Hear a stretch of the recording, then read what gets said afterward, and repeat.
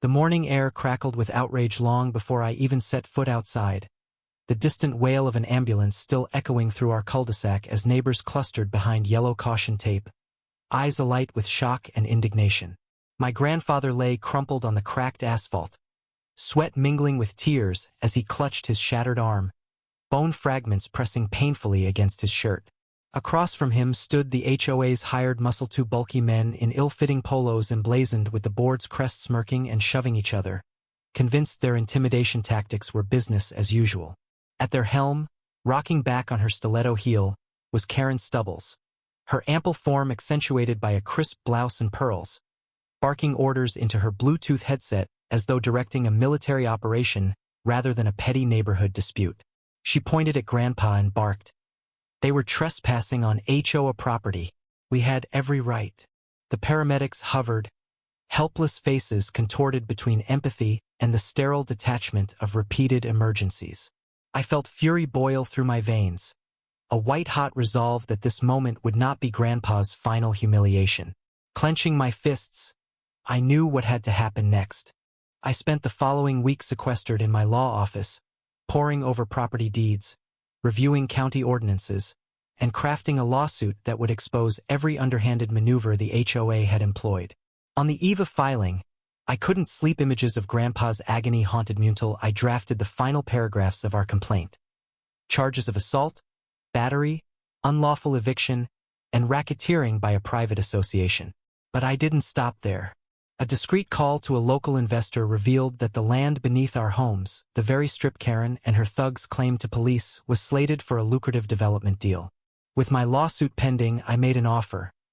I would buy the entire parcel, wresting control from the corrupt board, and install proper oversight.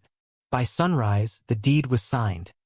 The county recorder had officially recognized me as the sole owner. That afternoon, as the sun climbed high, I arrived at Karen's lavish lawn display, her fortress of plastic fountains and synthetic hedges now mine to command. With a self-satisfied grin, I handed her a certified letter. Notice that her tenure as HOA president was terminated, her board disbanded, and new management instituted. She blinked, disbelief rippling across her face as though she'd been struck by a novelty blow dart. Confrontation unfolded mere hours later. Karen, flanked by her 2 hired goons, insisted she still possessed authority, that no mere lawsuit or property transfer could strip her of the power to fine, threaten, and expel. I stood on the cracked driveway that once belonged to our neighbors, the deed clutched in my hand like a talisman.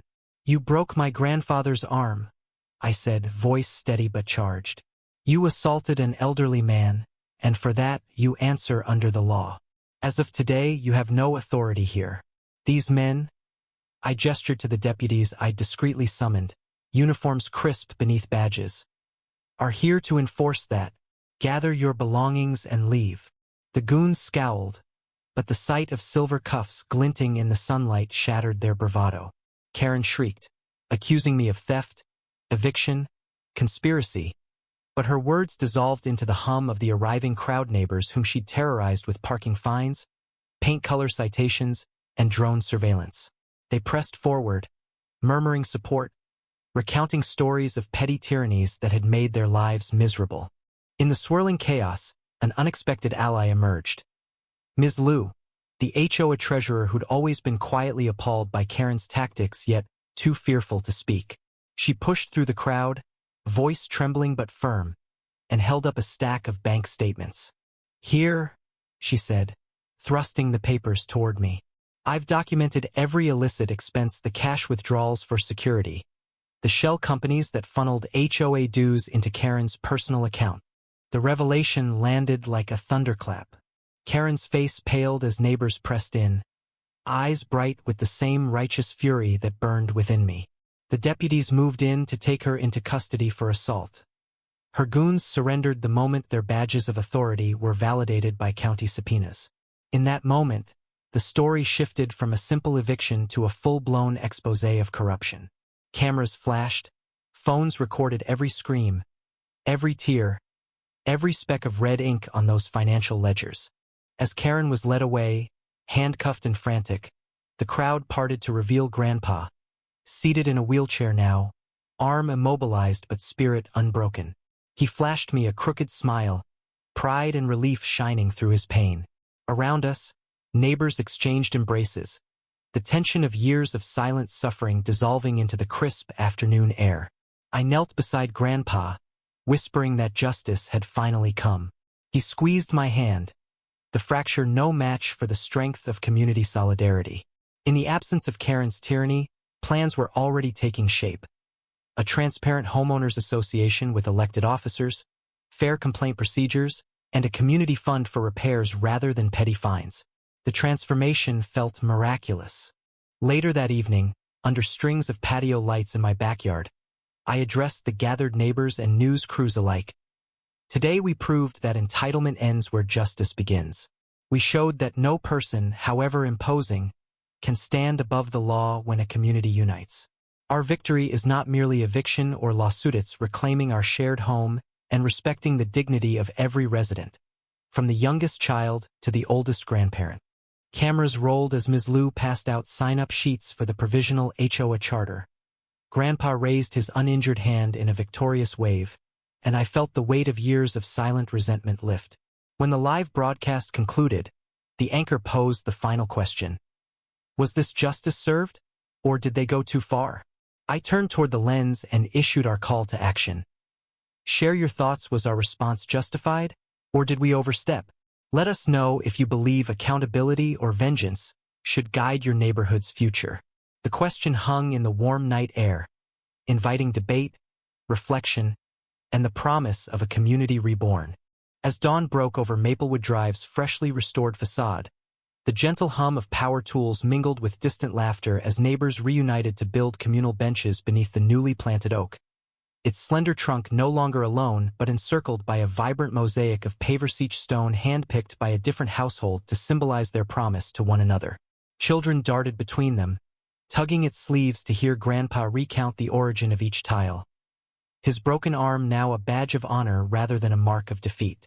The air tasted of possibility as I stepped onto the driveway that had once been the epicenter of fear, now a makeshift workshop where volunteers sanded down rough edges on signposts destined to mark shared gardens and tool libraries. Elena emerged from her home office carrying packets of seeds, native wildflowers she'd secured through a township grant, and distributed them to eager hands, explaining how planting together deepened roots of trust as surely as they anchored the soil. Without a pause in the narrative, our HOA committee, once chaired by a tyrant now guided by Ms. Liu's steady hand and the enthusiastic voices of first-time volunteers, convened beneath a hand-painted canopy that read, "Our home, our rules." Today's agenda: drafting a code of conduct that prioritized restorative justice, requiring any future disputes to be addressed in a public forum where empathy would outweigh punishment. Victor Hale, newly released on bail after agreeing to testify against Karen, attended under the watchful eye of county officials.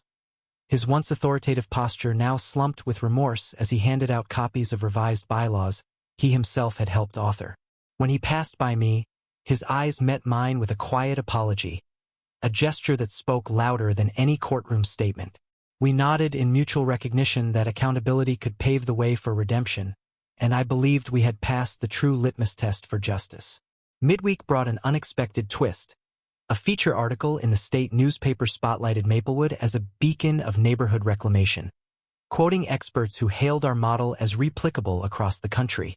Messages poured in, emails from activists, calls from civic groups, even inquiries from local colleges seeking to study our process.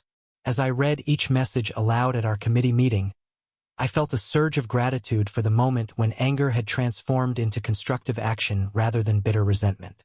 Even Karen's absence cast a long shadow. Whispers circulated of her having moved out in disgrace, leaving behind an empty house cluttered with eviction notices she'd once wielded like weapons. In place of her gaudy plastic gnomes, neighbors arranged handcrafted sculptures celebrating diversity, collaboration, and the simple dignity of shared space. That evening, I organized a welcome-back potluck for newly arrived families, those who had hesitated to join our community under Karen's reign, and watched as unfamiliar faces hesitated at first, then were enveloped in warm greetings, platefuls of home-cooked casseroles, and introductions to block captains. Elena orchestrated a storytelling circle where elders shared memories and youth pitched ideas for future projects. from pop-up art galleries to collaborative composting. The undercurrent of distrust that once defined our street had dissolved into a vibrant, living tapestry of mutual respect. As the night deepened, lanterns flickered overhead and Grandpa, his cast finally removed after months of therapy, stood to deliver a few words. His voice, though softer than before, carried the full weight of experience. We learned that power isn't inherited or imposited, it's earned through service. We learned that when we join hands instead of pointing fingers, even the deepest wounds can heal. Let us carry this lesson not just in our bylaws, but in every handshake, every shared smile, every seed we plant together. Tears glistened in more than one eye as neighbors lifted their cups in a collective toast to new beginnings. Late that night, back on our front porch, Elena and I reflected on a journey that had begun in anger, escalated into confrontation, and culminated in a renaissance of community spirit. We acknowledged that our actions had ruffled feathers and rightfully sobbed that each step, from the courtroom filings to the planting of those wildflowers, had been guided by the question of what justice truly meant. Had we gone too far? Perhaps to some. But in replacing fear with collaboration, in drawing lines between accountability and revenge, we had redefined what it meant to belong. As I drafted a final note on our community forum to close this chapter, our home thrives when we choose compassion over contempt. Did our approach uphold justice or edge into vigilantism? Share your honest thoughts, right or wrong, and let this dialogue guide our ongoing journey. I felt that the real story was only beginning.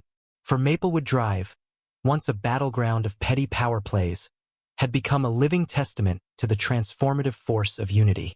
And as the stars glimmered overhead, I knew that no matter what challenges lay ahead, new disagreements, fresh conflicts, unforeseen twists, the bonds we had forged would hold firm, reminding us that entitlement shatters under the collective will for justice, while compassion builds foundations that last a lifetime.